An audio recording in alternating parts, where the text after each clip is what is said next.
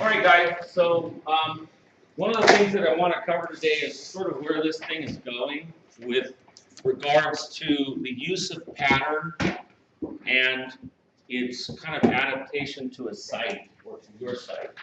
So what you're looking at right here is a two-dimensional version of the site that was taken from AutoCAD and imported into Rhinoceros.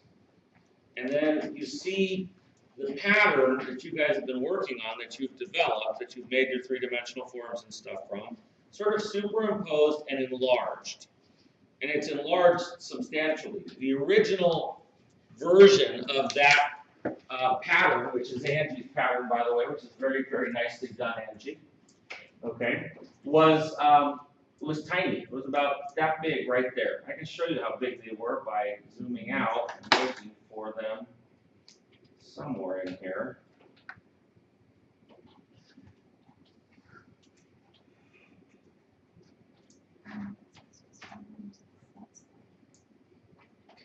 All right, I can't find the darn. It was over here somewhere. There it is. I just saw it. I just saw it. Somewhere in here. There it is. That's how big they were originally. Okay. So what I'm looking for is for that 4-inch diameter object to now turn into a 50-foot diameter space, and you are to locate it on the ground portion of your site. So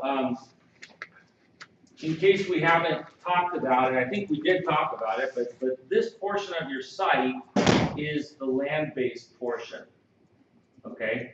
This portion of your site is the over-the-river portion, all right? Your administrative building is going to sit along with the gardens in this area here, and the laboratory research facilities are going to span over the river.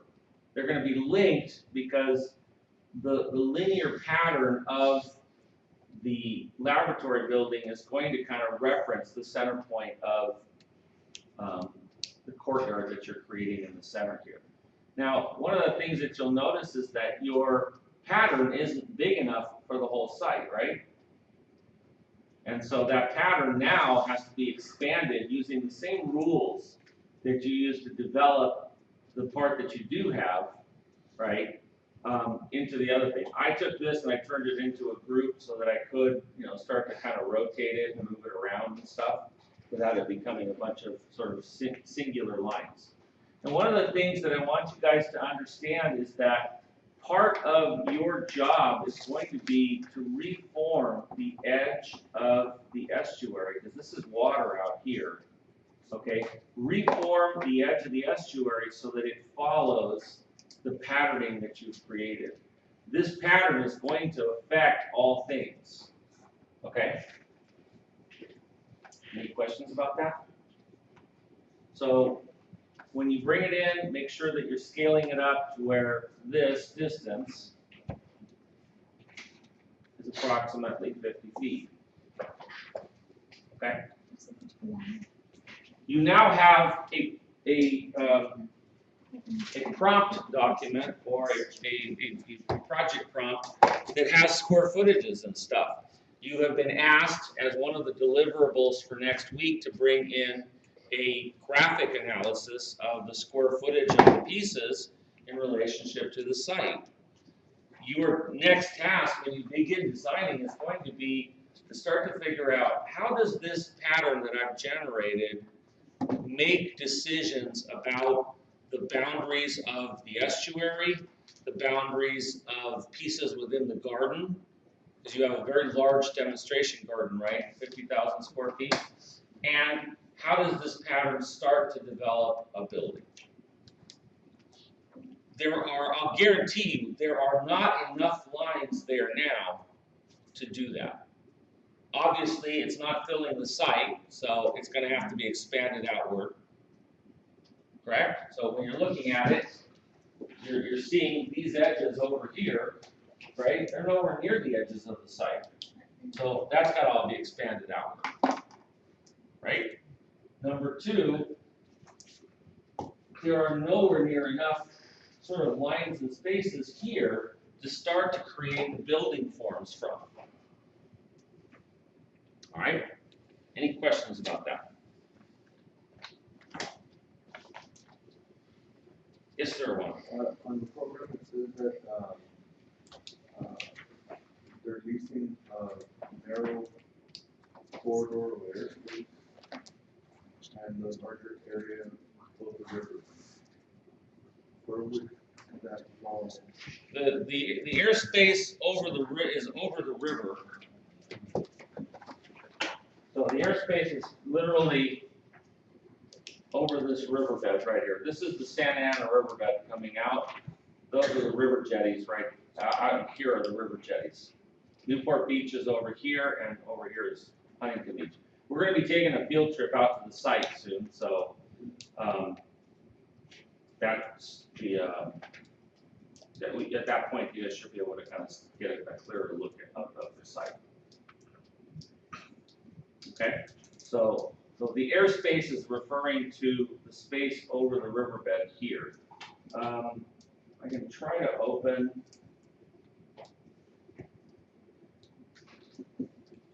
I called this file up earlier.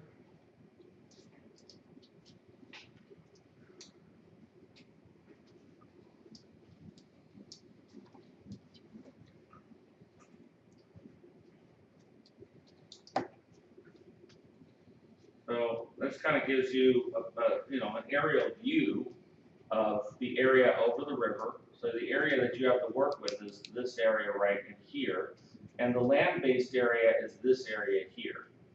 All right. Now remember, you are going to be modifying the edge of the estuary so that it regulates by the lines of the pattern that you've generated.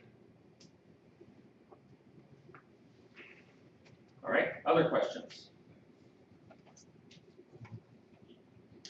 about with the current discussion? Can you please define an estuary? An estuary is a backwater of brackish content, that is, it's part freshwater, part saltwater, okay? And it is influenced by the incoming water from some freshwater source like a river or a creek and a tidal land of salt water, right? So if you guys go out and look at this area right in here, one of the things you'll notice is that at high tide, it's all water, and at low tide, it's got exposed areas, because the tidal flow of the ocean is influencing how much of the underwater topography is exposed or not. In Australia, an estuary would be referred to as a billabong. For those of you that might have a shirt that says that on it. Billabong. All right? All right. The maximum flood level of the river is the top of this levee right here.